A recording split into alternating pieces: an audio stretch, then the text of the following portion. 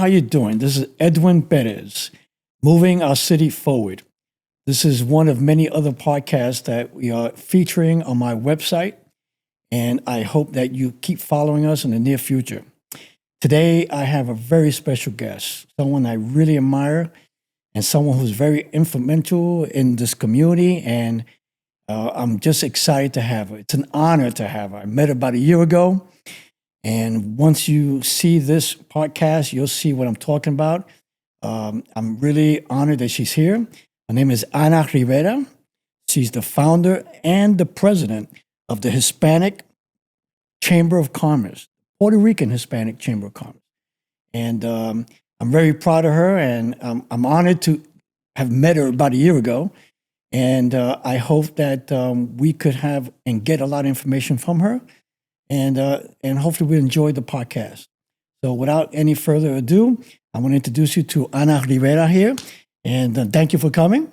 Gracias. Please, if we could just start telling our audience exactly, again, who you are, how did you start this chamber, and then we'll take it from there, okay? Sounds good to me. Suena muy bien. Bueno, primero que nada, gracias por tenerme aquí con ustedes y felicidades que has cogido este mandato para ir y correr y representar esta bella ciudad que está creciendo. So I'm really proud of seeing you jump in, throw that hat in there, and see another Latino go forward. This population here is growing. So like you said before, yes, my name is Ana Rivera. I was born in Puerto Rico, in the middle of the island, in the center, la boca de la cordillera. And at 6 months old, my parents decided to move to New York. My father is a Borinquenier, but he's in heaven right now, enjoying his 65th Infantry up there. And he decided to move his family to New York. And I remember my mom telling me that we lived in West Farms Road in the South Bronx. So if there's anyone out there who's going to look at this, they'll say, oh my God, I remember, it's near Southern Boulevard, etc. So I lived in New York till I was 28 years old. And during that time, obviously I went to high school. I went to the High School of Art and Design, and I studied fashion design and costume design. I'm artistic and eclectic. I won a scholarship to Trap Hagen School of Fashion on Park Avenue South, and I graduated from there with my degree. And I worked in the garment district for many, many years. And I also did, I took up some buying so that I would have some kind of leeway when I would make changes in my life. And at 28, I decided to move to Puerto Rico. Now, I learned about my culture through my parents growing up, but I didn't understand the nuances of how it is to be a Boricua on the island. And so I went to Puerto Rico and I became a buyer for a local mom and pop retail establishment called La New York Department Store de Puerto Rico, which was one of their oldest and first retail type of department stores on the island. So I worked for them, and then they were having issues of wanting to sell the 16-store chain. And my friends at JCPenney, who I used to sell merchandise when I was a designer in New York, called me and they said, we need someone to help us with our stores there on the island. And so I jumped in with JCPenney, et cetera. Then again, New York department stores brings me back because we were selling the stores now to Marshalls. And so I remained with Marshalls, but then 1996 came and I had my son already. And I said, let's move back to New York. And went back to New York and was there working back again with the people that I knew so much in the garment district. But then 9/11 hit. Wow. And my husband and I decided, I think we need to make our Florida plan, which was a 5-year plan, move into a 2-year plan. Sooner than later. Yeah. So we moved down we started looking for homes. We would come down every other month. And we ended up in Claremont. But then they didn't have the model home that we wanted to look at. They had it in Lakeland. So we ended up driving out to Lakeland, and we ended up living in Lakeland. We moved in October of 2002, and we started to struggle because there wasn't really any like Latin flavor. No había productos latino. They didn't even have a supermarket yet. Wow. So they had obviously Walmart and Publix and things like that. So we would end up having to go to Point Siena or Kissimmee to go shopping for stuff that we needed, that we used, or for my mother. So that happened for some time. Then we went to the very first Hispanic festival in downtown Lakeland that we saw. I said, let's go. When we got there, it was in Munn Park. And unfortunately, I must say, they really didn't have any music going. They didn't have any food vendors. They just had people selling candles and little knickknacks and people.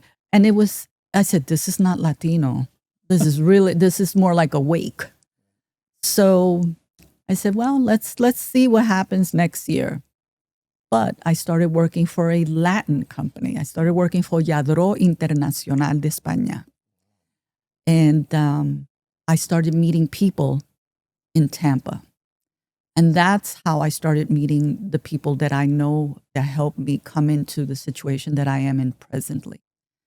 And so I worked for Lladró for years, and then came 2007, and I was invited by a gentleman named Luis de la Rosa out of Miami, who runs the Puerto Rican Chamber in South Florida, and a woman out of Sarasota by Mrs. Cuevas, who also ran hers.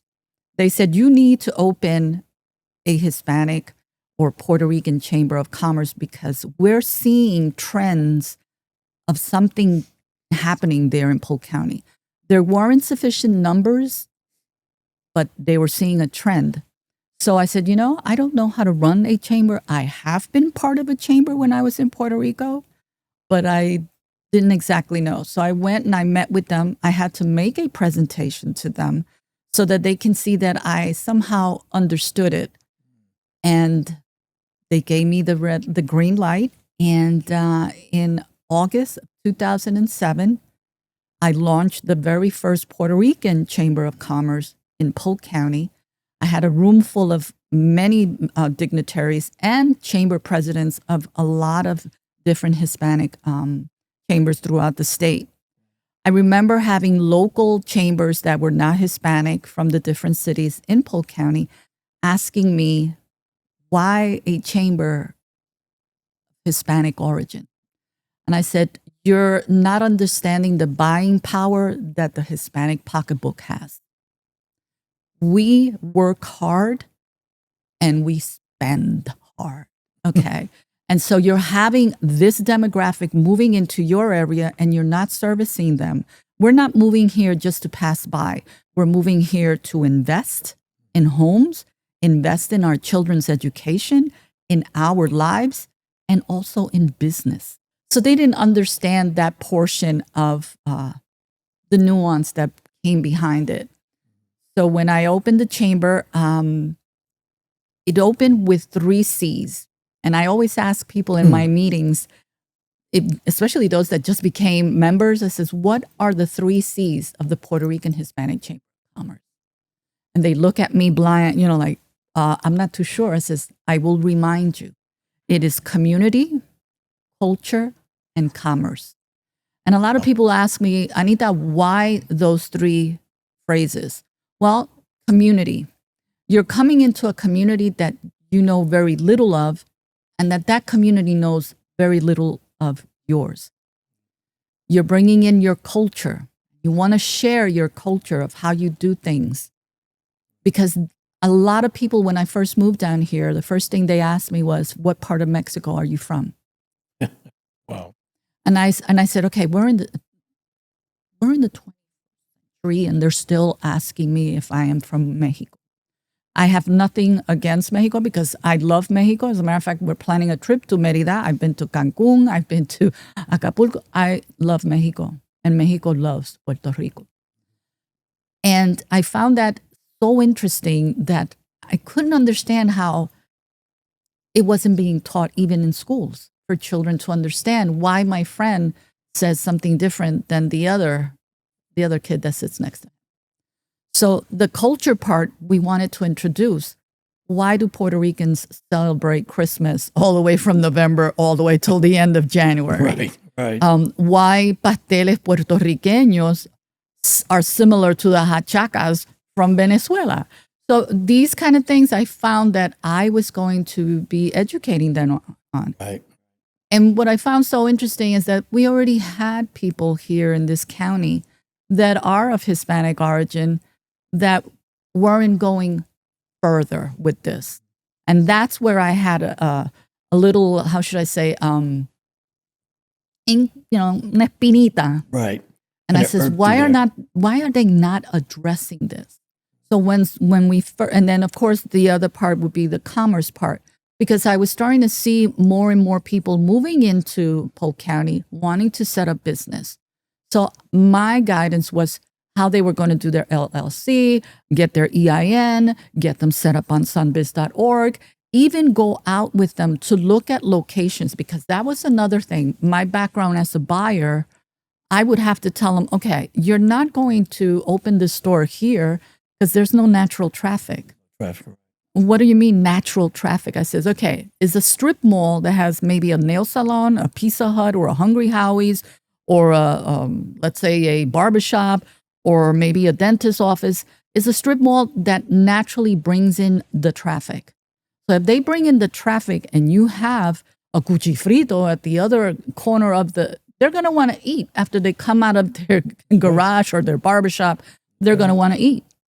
You're setting yourself up for failure by going somewhere where the demographic is not going to be natural for you. So these kind of things I had to educate them on. Yeah. All of a sudden, I said, now we got to introduce ourselves. So we had the big opening, but our first event was the very first Hispanic Film Festival in Polk County. So we teamed up with the Polk Museum of Art in Lakeland. And I said, I would like to bring 3 films during a weekend. And we did it during November because that's the month of, discovery of Puerto Rico and all other countries in Latin America. And I was able to get them on board. And I says, I will be bringing you a special guest and dignitary. The special guest of our very first event was la honorable ex senadora de Puerto Rico, la señora Belda González de Modesti, la criada malcriada. Wow. So I brought her. She opened the film festival for us. And we had the 3 films that we presented the first one was Gallo with Jocelyn Sanchez, that used to be on one of those police TV shows. Mm-hmm. The second was Lo que le pasó a Santiago, which was the very first Puerto Rican film internationally nominated for an Oscar. And the third one was La criada malcriada. And these films were being presented free to the public in the museum. That kicked off our years that we've been in existence. And so we do events that are informational. Mm-hmm. We do events that are cultural. And we do things that perhaps other chambers don't do. So, but Latino chambers do. And that's the nuance between Latino chambers and non-Latino chambers. And so we kicked it off, and everything went well, and all of a sudden you started seeing churches, barbershops, garages. You had Bravo opening up. You had all of these things that were, retailers and establishments that were very important for our community. In that interim, we also got our very first Hispanic in office in our county, which was La Doctora Marta Santiago. That was the first thing. And so we saw it as an opening for us to start to dwell more and assist other people who are wanting to also do the same. Right. But then in 2017, Hurricane Maria hit. And that was one of the most devastating hurricanes. And I've lived through Hugo and Andrew in Puerto Rico. It left so much devastation. It was unreal. And so a lot of organizations here in Florida and New York and all other areas were developing programs on how they can ship things. And I'm watching how the logistics that they were doing were working against them. A lot of them were having their trailers at the docks being pilfered. So things that they worked so hard to send, a lot of them were not getting to who needed to get to because people at the docks were taking these things from them. So we tied in with, I remember I called Mayor Howard Wiggs and I said, I need your help, Howard. I need a warehouse where I can stage what needs to be done. Now, mind you, my logistics background was more of a buyer when I would go to the warehouse to make sure that the shipments of 120 T-shirts came in on time or whatever. Retail, yeah. So, but I had an idea of just getting a group of people together in a warehouse and picking up all of our members decided to sign up as donation stations. And that's what we called it. So people would go in and they would drop off things. And then I had a van that would go and pick up everything and deliver it to where we were going to go. Unfortunately, my garage was getting overflowed. And that's when I met with Mayor Howard Wiggs, and he connected me with the Ruthven family, big commercial individuals here in this county. And I went with Joe Ruthven, one of the sons, and he took me to on Reynolds Road, he took me to a warehouse. And he says, so how much product, how much do you have? And I says, well, it fits here, but not really. He says, no, we're going to get you something bigger. They gave me for 3 straight months free, donated, 25,000 square foot warehouse off at Knight Station in the north side of Lakeland. I had a group of volunteers from all age groups. And when this was over, when we finally did our last trailer that we sent to Puerto Rico, we had sent over 180,000 pounds of food and water. We tied in with a church in Dorado, and they went and made sure. I said, okay, we got a connection with a security company on the island that was related to so-and-so and so-and-so and so-and-so. And they went and picked up the trailer. They brought it to Dorado. They even filmed how it was coming. So none of our items were ever lost. We sent to Ponce, to Dorado, to Ciales, to Manatí. Wherever they were asking us, we sent things out there to them. Well, just listening to this amazing story and how you had and got this going and streamlined everything to happen, it's exactly what my concerns are here. For an example, Haines City. If you see Haines City right now, I feel that the demographics dictates what the future is going to be. But they lack guidance. They lack education. They feel that a lot of the Hispanic community here feel that they don't have a voice. It's probably because they don't have a person they can rely on or say, okay, I believe in this person. So it's so important, and that's why I'm so adamant about trying to do and make changes in Haines City. And one of the reasons why I also asked you to come to the podcast, because with your experience and with your connection, I would love to see, what do you think Haines City's lacking? And if you had the opportunity to put some influx into Haines City, where would you begin, and what would you think is the most important part that could start up this change in Haines City? Well, first and foremost is inviting the Hispanic population to attend city meetings. Okay, and it has to somehow also. Sometimes it has to do with the language barrier. Even though we speak English, my mom speaks English. Right. She's 84 years old. She's got her accent, but if she can understand what's going on in Spanish, then she's more inclined to listen and pay attention. True. Okay. So, and another thing is that a lot of our citizens, unfortunately, they don't see the importance of local politics and local, individuals that run the city. They don't understand, why do I need to even pay attention to a school board election or a city council election or the sheriff? I thought yo creía que el alguacil, eso era, tú sabes, no, it's not like that. So they don't see the importance, and that part of education is where a lot of cities in Central Florida lack. But you go to the largest cities in the state, and they understand it 100%, and you see these people, these citizens getting really, really involved. I think that the city needs to do what they call maybe citizen academies, where local people can come in and learn about how the city is run, where the city is lacking. You know, with growth, Edwin, comes opportunity. And people don't seem to, those who are holding office, sometimes they're too busy with the humdrum, in and out of the day, that, okay, so I'm in office, I got sworn in, yada, yada. But now you're seeing this growth on 27. No longer the I-4 corridor that you got to pay attention to. We're looking at 27. So you're looking at infrastructure on those roads. Yeah. You're looking at more housing, more schools, more fire and police services. Obviously, you got plenty of health services in the area. So you need to do a little more. And now that you have a Polk State College, un recinto aquí de Polk State. Yep. Okay, where are these kids once they graduate? What is the city going to do to help them locate work? Right. Are we working with mass transportation as well?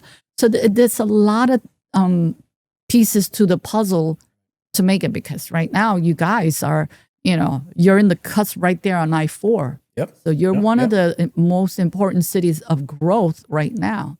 Yep. And so you need to leave what you did that was good in the past and start to look at and experiment what's best for the future. And that puts me right back to how the city needs to have an influx of new ideas, of new faces, because it's okay what you've done in the past. Because, every action is a reaction to what you've done. And I know that the people are trying. The leaders in the community are trying. But sometimes just because you're a leader doesn't mean that you're educated enough to be able to guide your community. So, it takes education. The city itself has to create proper websites to educate the masses. Like you said, they got to come to these meetings. Yeah. But a lot of people feel they go to the meetings, and what they see there is like, holy cow. You see all these leaders arguing about each other, talking about things that they're not interested in, number one. And then you say to yourself, wow, where's our money going? I mean, our taxes go up. We have a water issue that's going to be upon us in the next few months. And a lot of people are not educated about that. We have a massive water issue that's going to happen here in Haines City.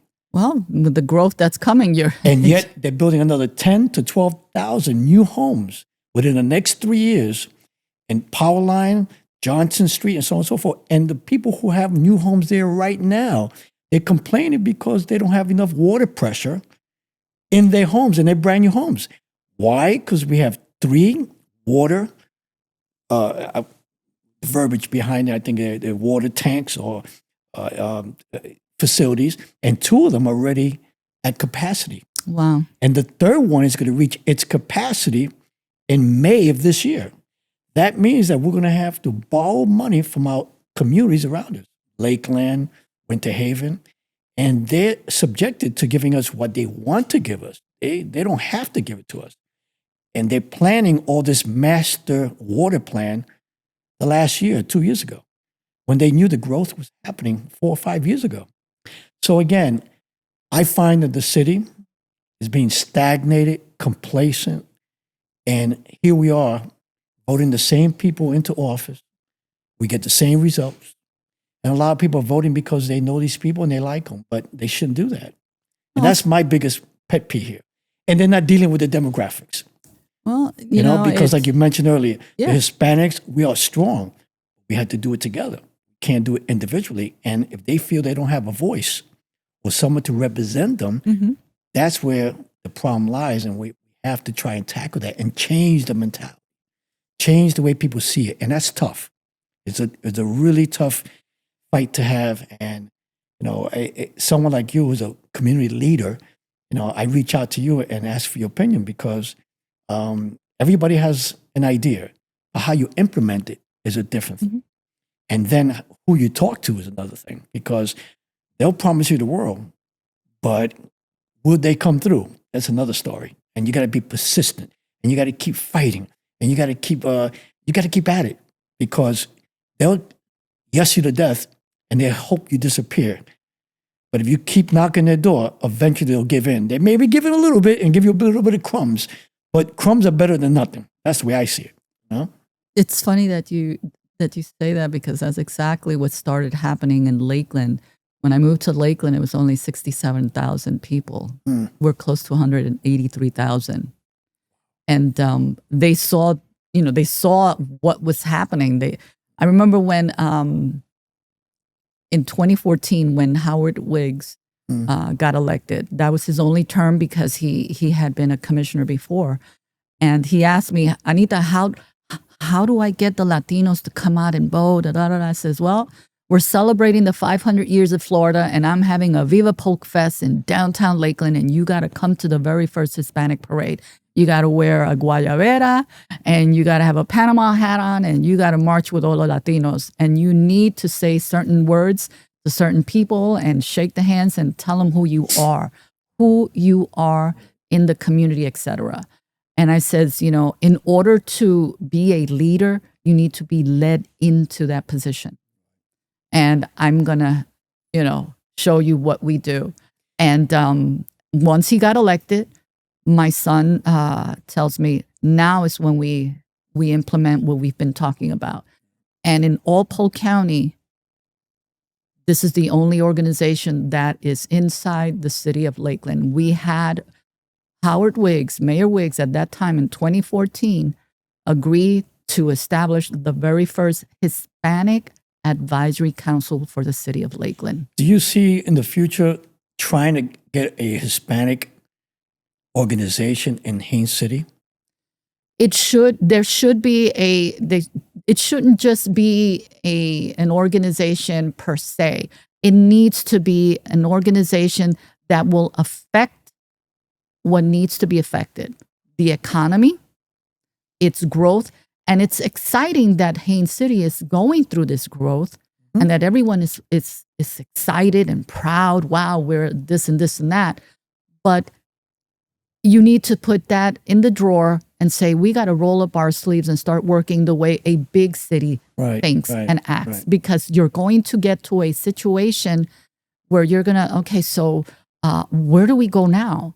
Because you've been used to a small town feel, which is charming and it's great. But all of a sudden, you have all this growth, and you're wondering, so where do we go from there? And so I always advise to people when they're opening a business or anything, shadow someone that's in our membership that has the same or similar business that you have. So you can understand what they went through, why code, why zone, why this was giving them such a hard time. They need to really sit down with the bigger cities of importance in this state, especially when they came out of being a small city, small town. The city right now just implemented the Haines City ambassadors. They shut it down for a while, but they just opened it up again. I'd say about a year ago, so I might be off here or there. And what do these ambassadors do? Well, what they do is they educate the volunteers who want to be ambassadors, and they'll go into the city, and they have an individual that would take them to all the parts of the city, the police department, the fire department, all these different entities, and show them how it works, to educate them how the city runs within itself. So this is the first time they do this? Well, they've had it in the past. They cut it off, and I hear they opened it up again, because I did meet a couple people who are in because Haines there's City Polk Vision ambassadors. has also, a Citizens Academy. Lakeland has a Citizens Academy. Well, they just implemented it again here in Haines City, which is a great thing. But see, what happens, I think, with the Hispanic community is that it's great. You have a parade, you have a festival, you have a little party here and there. People, Hispanics love to party. We show up late, we eat, and we party, okay? But then after the events, it's like there's no follow-up. There's no follow-up, and that's where we lack. They have a great time partying and everything, but they start disappearing. Do they have we have to have follow-ups. Do they have any Latinos in these ambassador programs? Well, I think they have 3 that I know of. Now, Do they have more? I don't know. But I wish they would have a entity or other parts of the ambassador scholarship that would address different demographics along with what the city offers them, because that's what's part of the growth. And that's what we're missing.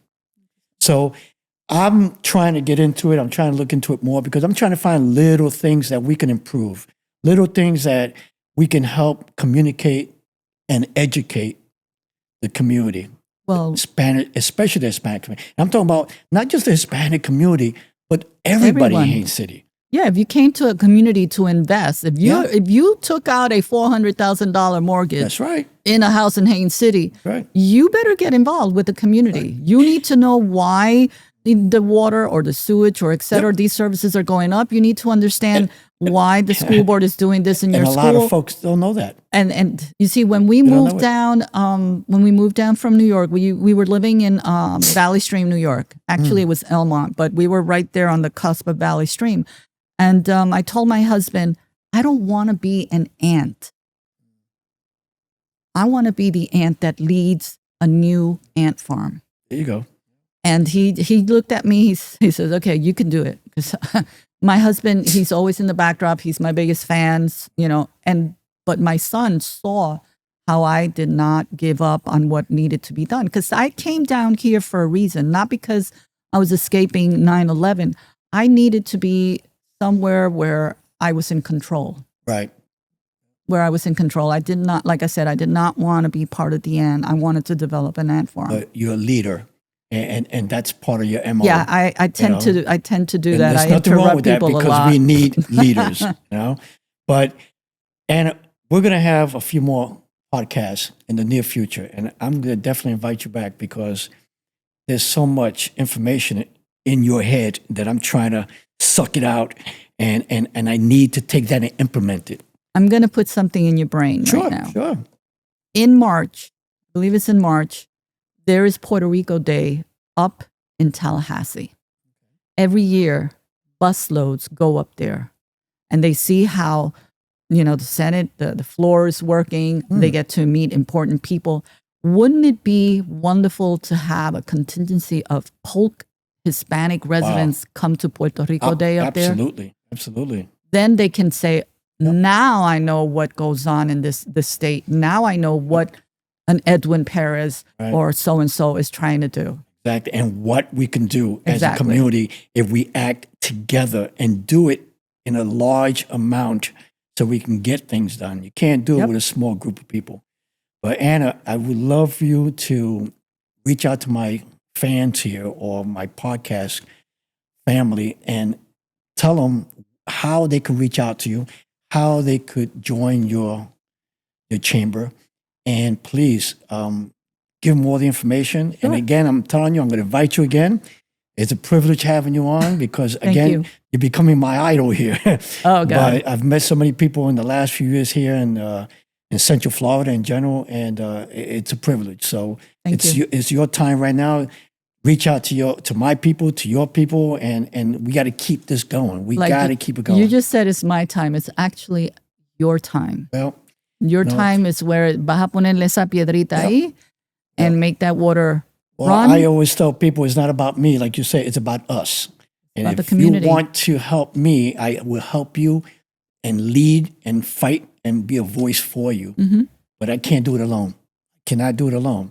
I can keep fighting and talk loud, but I just need my people, all the people, especially in Haines City, to back me up and see the change. Give me the opportunity. Give me the opportunity. I want to take care of the issues, not be the issue. Take Haines City into where it's leading itself. Well, to. it's a perfect opportunity. This is the time. It's the right time right now, and sometimes you have to be there when the time is right. Exactly. And I really feel that this is a perfect opportunity. So I'm leaving it up to you. Please tell your people. Bueno, lo voy a decir en español, también lo digo en inglés o en Spanglish porque yo hablo 3 lenguas. But the Puerto Rican Hispanic Chamber of Commerce, we're celebrating 18 years now, and you can find us on www.theprhccpc.com. También tengo un programa en la televisión, se llama ¿Qué pasa Polk? Y lo hago con el gobierno local aquí de Polk County. Y también soy la presidenta de Mujeres de LULAC. Y ahí también es el Concilio 7269. Y si quieren comunicarse conmigo, me pueden llamar al 863-838-2084. If you want to contact me, you can always text me, call me, 863-838-2084. Or you can find me on Facebook under Ana Ocasio or Anita Rivera. And let's chat and let's see how we can move Polk County forward, especially Haines City. Fantastic. Well, with that, I'm going to let you guys go. But I just want to remind you, on my website, we're going to be putting this podcast over and over again. We're going to repeat it. And if you want to find out more information, go into my webpage. It's Edwin Perez, EDWIN PEREZ 2025.com. We will also post information about Ana Rivera's foundation or chamber. And if you don't get in touch with her, you can always call me and I'll get in touch or put you in contact with her. But the main thing here is the focus of voting as well. We need to go out and vote. We need everybody's vote. You may feel that your vote is not important, but it is important because one vote can make a difference. So please, there's many ways of voting. Call up and we will post the phone numbers and all the information for you to be able to go out and vote and get your voting card and register. You can register by mail. You can go in person. So all that information is going to be on my website. It's probably there now, but I'm just going to let you know. We're going to be posting it over and over again.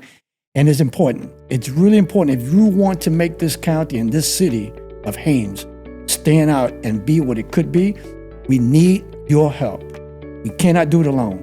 So it's a big plead, and we want you to be out there and represent just not the Hispanic, but the whole city, everybody in Haines City. So with that, until our next podcast, wish you well, and please tune in. Okay, have a great day.